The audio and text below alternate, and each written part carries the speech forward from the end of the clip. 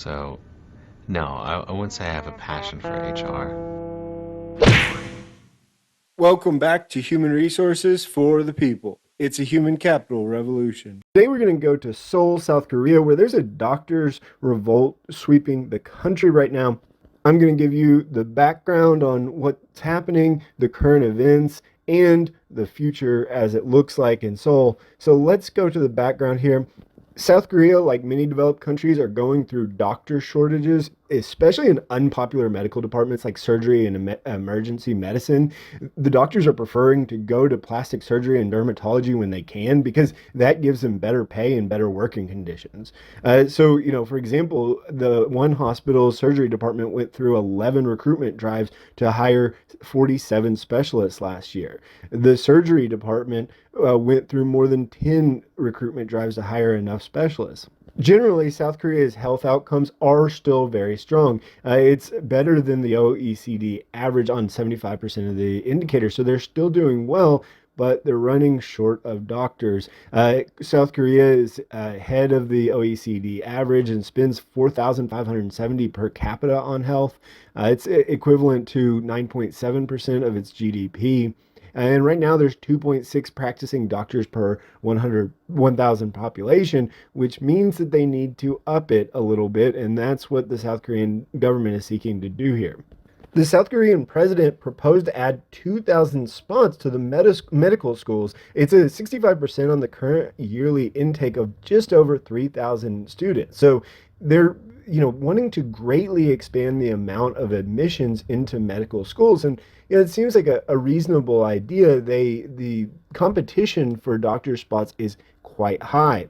For Inha University College of Medicine's essay-based admission program, the competition rate is 661 to one position. But this competition has resulted in high pay. They almost make $200,000 a year, which is extremely high compared to the average rate in South Korea and extremely high compared to much of the OECD as well. And so these are well-paid professionals at this time.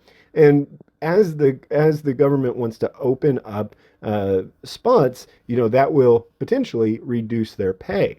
The government needs to do this because there's a projected shortfall of 15,000 doctors by 2035 if the government doesn't take action. And so this seems to be a logical response to this projected shortfall.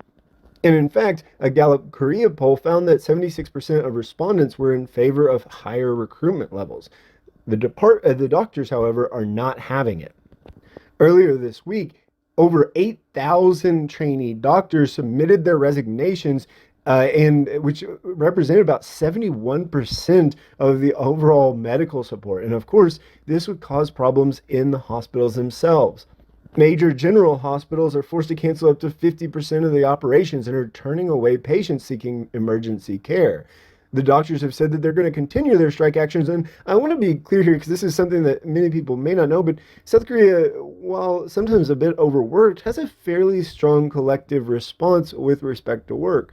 There are many very strong collective actions in the country, and it's a bit of an impressive piece of South Korean culture with respect to the workplace. And so this should not be particularly surprising.